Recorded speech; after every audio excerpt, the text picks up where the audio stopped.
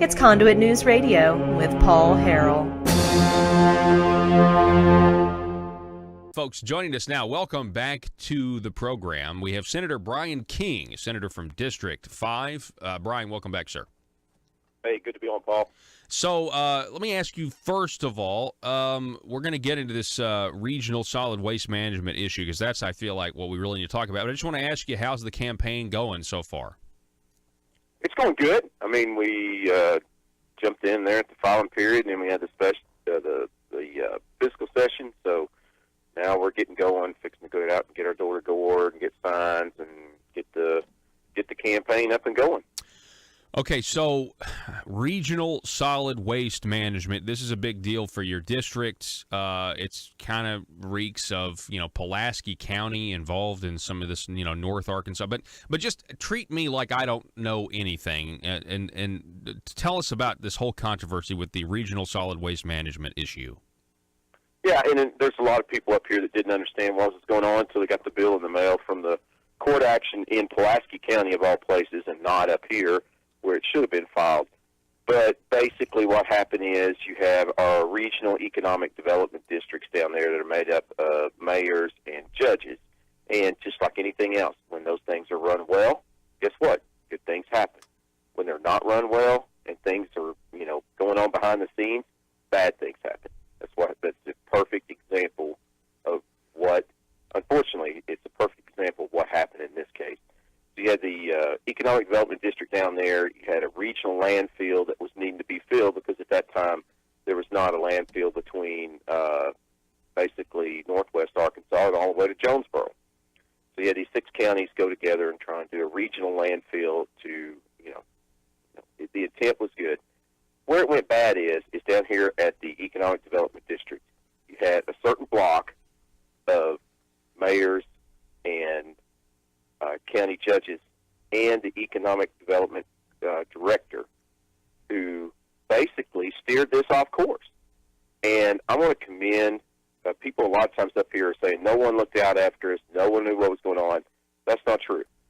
Former county judge Phil Jackson, who was a former state rep, and Mayor Tim McKinney of Berryville, they did everything they could down there to steer off and not let this happen. They put up roadblocks.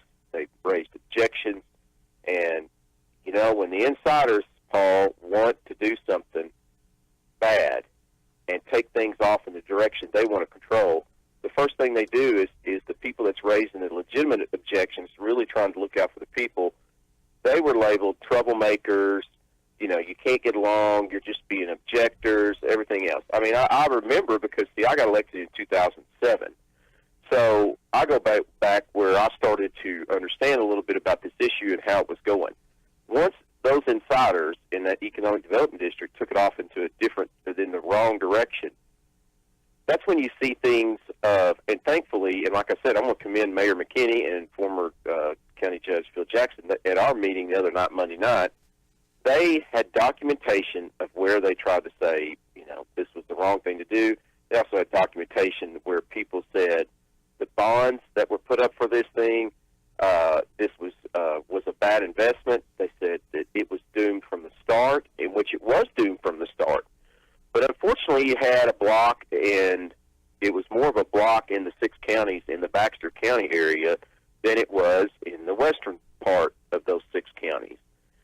But they took it off in this direction. It was doomed from the start. It was a bad deal. The investors that invested in the bonds should have seen all the red flags. They didn't do it. So then the next step is you have the Arkansas Environmental Equality that came in and failed the people as equally as the Economic Development District and those that took it off in the direction. They kept moving the goalposts on things. They were not monitoring things. They were letting things go. They let things build up. The best thing to keep a problem from going way out of control is to stop it close to the beginning. ADQ failed in that. Okay, and that was under a different administration. So they do all that, and then it goes bankrupt, as everybody said. Mayor Tim McKinney, Phil Jackson, many people in documentation back then to sit there and say, this was doomed from the start. And so it starts being doomed. And then the next thing you know is everything happens with that, the players involved start trying to cover things up to make sure they're protected. Okay. So then you go on to the 2014 legislation, and, my opponent keeps saying, oh, you don't vote, you don't vote. Well, he just tells one side of the story, as he always does, as in, with these appropriation bills, they're running through thousands of appropriation bills that are rubber stamped. No one reads it. I'm like, did you read the bill? No, I didn't. Did you vote for it? Yes. I mean, why did you vote for something that you didn't even know what was in it? This is a perfect example of how legislation was run, and it was run by Senator Johnny Key in the Special Language Committee. And for your listeners, the Special Language Committee really should be named the Special Deception Committee, because that's exactly what it is. It's the same mechanism and committee that Nick Wilson used back years ago. It's the same committee that other legislators will use for language to try and sneak stuff through. And then once the bill comes out, and this special language that was put in there deceptively, it becomes part of the big bill of ADQ in the operating. So it forces the legislator to say, I don't like this part of the bill, but if I shut down this bill, then, and that's just why they put it in there. Mm-hmm. The directors and everything and the insiders to cover their own tracks, they sit there and deceptively put it in, and they turn around and say, well, if you don't vote for this bill, you're going to shut down and throw people out of jobs, you're going to do this, everything else, and they force people into voting for it. And then you have the other legislators that sit there and don't read the bills. They just simply don't read the bills. And so whenever that legislation was put in there, and I think I sent it to you, it mentions in there ADQ basically, through a court case, filed in Pulaski County up here, absolved themselves from the responsibility that they failed in. And unfortunately, because of that, and you see the language in there that's mentioned that that the bondholders need to be basically taken care of. Well, my question is, what is the bondholders in the meeting we had the other day with new ADQ people that said, what has the bondholders got to do with the maintenance and operations and personal services of ADQ? It didn't. They didn't have an answer for it. I mean, it was just talk. That's it. But unfortunately, because of all those actions of the insiders at the Economic Development District, and let me go back, the Economic Development District 2, and the management was, when I was chair, Representative Karen Hopper, and then I was chair of audit, we did audit of the Economic Development District that found very bad things, and some of it involved the GIF stuff. This is, again, when you read all the controversy about the GIF, this is the same Economic Development District, same people that ran it. So there's just a pattern. It's not just the landfill, it's GIF, everything else. And we finally wound up holding them accountable, and changes were made down there by Mayor Tim McKinney, who led the charge to do so. So there was people during this time looking out for people. There were deceptively people running things and doing things that's basically snake bit to people. Mm-hmm. Okay, so all of this over trying to figure out a way to take out our trash and dispose of our trash properly. I mean, that's what's that's the most. That I know that may be oversimplistic, but it's like should be a very simple thing. And so you have these counties, they get together, they want to do a landfill, so they do bonds. And so a lot of times we were talking about this the other day, that the people, when you gamble bad, it a lot of times can come back on the people. Now, somebody told me with this whole deal that part of this whole issue, the reason why people are now paying more money and they're getting these bills in the mail, is because, is this what you mean when they did the legislative fix, that they somehow protected the investors, and the investors now have to be paid back? Yeah, that's what the judge ruled down there, basically. And once again, these guys, they do the lawsuit, they file it in Little Rock. Okay, why not have a judge back here in the district where it's actually affected? Okay, once again, they set up a system where the outcome comes out the way they want it.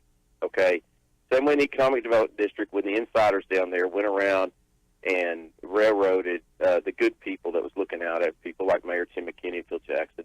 The next step was ADQ messed everything up, so they figure out a way to set the system up with the legislation.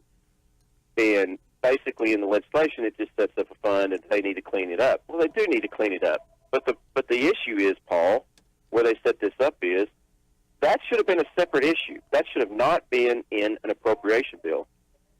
And whenever you run the legislation like you do, I've got another call on the other line, as you can tell, but that when you run that separate legislation and you do it in a secret way, had they ran it as a separate bill like they should have and not voted and put it in there, as Senator Key did, it would have been a separate issue. It would have been public. The mayor up here that I mentioned that was so involved in this issue, that did so much, was never notified about this. And once again, the legislators don't read the bills down there. They just rubber stamp everything. And then whenever you sit there and say, I'm not going to vote on it, they go, oh, my gosh, you don't show it. Well, you know what? Read the bills and know what you're doing, because that bill has adversely affected the people in my district. Mm-hmm. So, I mean, it just seems like a complete mess. So is there a remedy? I mean, I know people are outraged that they're now paying more money because we had people. I mean, essentially, this was you say there are people that said the investment was bad, the investment was not sound. That turns out to be true. Now your constituents they're getting bills in the mail, having to pay more money. Is there a remedy to this, or is there no way? It's just what Pulaski County says goes. Well, that's the question. I think that there's some attorneys out there that are looking at filing a counter lawsuit. But once again, they have to play by the rules set up by the legislature that basically looks out after the big money interest down there. So that's going to be tough. But there are some things out there, I think, that could possibly be done. You know, I mean, could they just be for show and trying to make a protest? It's very well possible. Could it be that there's actually something in there that we could do? I think that's probably in the discovery phase right now. Mm-hmm. But the other thing is, ADQ doesn't need to stick the taxpayers up here for their failure. I mean, that's the number one thing. I mean, the millions of dollars that have to be done for the cleanup and everything like that is the responsibility. Who didn't watch the cleanup? Yeah. Who didn't take care of things? ADQ. Once again, they absolve themselves of responsibility. Senator Key, again, absolves himself of responsibility. He was elected and involved during that time, as I was. You know, I could tell you I was not on the side. I was on the side of Mayor Tim McKinney and Phil Jackson, who wound up being correct. You know, most of these people that control that decision were from Baxter County. Yeah. Senator Key's from Baxter County. So I think Senator Key needs to answer a bunch of questions about his involvement, because number one is Senator Key should have had the common decency and respect to not try and put this in special language, the Special Deceptive Committee. He should have put this in a separate standalone bill and ran it out here. But if he had done that, guess what? The mayors, everybody else, the citizens would have known about it, and we would have actually had an open and honest and fair debate. They did not want to have that happen. That's why they go through the Special Deception Committee. Yeah, you're right. The Special Language Committee is the Special Deception Committee, and I like that you've coined that term, and I want to continue to use it because that's really where they slip stuff in. And of course, Senator Johnny Keyes, former Senator Key, he's now the head of the Education Department here in Arkansas. I want to transition real quick because we're going to run out of time, but Bryan, you have filed bills, the same bill trying to get this Medicaid disclosure so that we can see Medicaid money if it's going to legislators. And lo and behold, I mean, a ton of stuff has happened since we talked to you last. Former State Representative Eddie Cooper. You have, Rusty Cranford. And I just want to ask you, did you ever think it would go as far? I mean, Rusty Cranford, according to authorities, tried to hire someone to murder a witness in New Jersey with this whole thing. I mean, it really is like the Medicaid mafia. I've heard that term before. Yeah, that's the term I use, is it's the Medicaid mafia, and that's what I worked so hard to try to expose. It just became down here, you started watching why votes turned out the way they did, why they didn't. It just became, and it, all the way back in 2015 is when I filed the first bill. But once again, they sent it to the House Rules Committee to kill it. They sent it to, Legislative Council. It comes up before Legislative Council multiple times. No matter what the headlines are, they just keep trying to cover their tracks down there. And, Representative Ballinger put out something on the bail bonds vote. You know what? I put out something setting the record straight. Here's the thing. My bail bonds vote, real quickly, Paul, number one is I didn't trust either side. Okay, on one side you had Cooper and Cranford over there representing this association. On the other side, you had Representative Ballinger, which I didn't trust because we get back to the Economic Development District, and there's issues of, like, with Representative Ballinger, on the GIF stuff and his involvement with the college and this land deal and everything. So, I'm just saying, I don't know. So I basically said, investigation, had an issue with it. I said, I went over and above that. I said, I don't know enough about this issue. I said, I just want to be contacted by my local sheriff. And I did. And I made sure it was in text message, emails. I followed up with them. They reconfirmed that. So I listened to my local sheriff. And then Representative Ballinger comes back, well, that's no excuse to listen to your local sheriff. If you've got something nefarious going on or something going on, wouldn't one of the people you talk to would be your law enforcement people? I mean, that's how crazy this has got. But it's just desperation politics. I mean, it just, they have to do it. But back to the Medicaid disclosure, once again, you have this, and then you have some statement out here we don't know that 20 legislators have possibly signed proffer agreements of some type, and those are some type of legal agreements. I can say I'm not. I can say with the GIF scandal coming up with the trial that's coming, I don't have to testify in that. You know, I mean, we sit here and time again, Paul. It's just like what I said about county former judge Phil Jackson, Tim McKinney. They were raising concerns. We were raising concerns a long time ago, okay? Long time ago about something's going on and everything, but they kept covering it up. And this last session, me and Josh Miller, go back and watch the video. I'm telling you, once again, know who was supporting this and know who wasn't. And now we're finding out why and why more and more. Yeah, and that's the thing. I mean, I did see the Facebook posts and stuff, and it was this attempt to, bring your name up and Cranford's name up in the same sentence, so I've been following exactly what you were just saying, and I just thought, well, that's really strange considering you've tried 4 or 5 times. The one, that would have exposed and all this connection. Had that bill passed, everybody would have known what we're now finding out, and I also think it's odd that what we know right now is only because of Missouri law enforcement and prosecutors. Arkansas's prosecutors have been pretty quiet on this. Yeah, I don't really know about all that in the federal investigation. I know that the Springfield part, this Preferred Family Health up there, is out of Springfield, so I think that's where a lot of it's centered. I mean, the investigation on the GIF and stuff is a lot down here in Arkansas, and we have a trial coming up, and True. There'll be documents. Listen and know who was involved with it. Yeah, that's exactly right. All right, Senator Bryan King, I appreciate it. Thanks for explaining this regional solid waste management debacle, the landfill. We appreciate it because I was curious, and a lot of people were as well. And just stay in touch, and we'll do this again soon. All right, thanks, Paul. All right, Senator Bryan King, everybody. We got to take a break. Back in just a moment.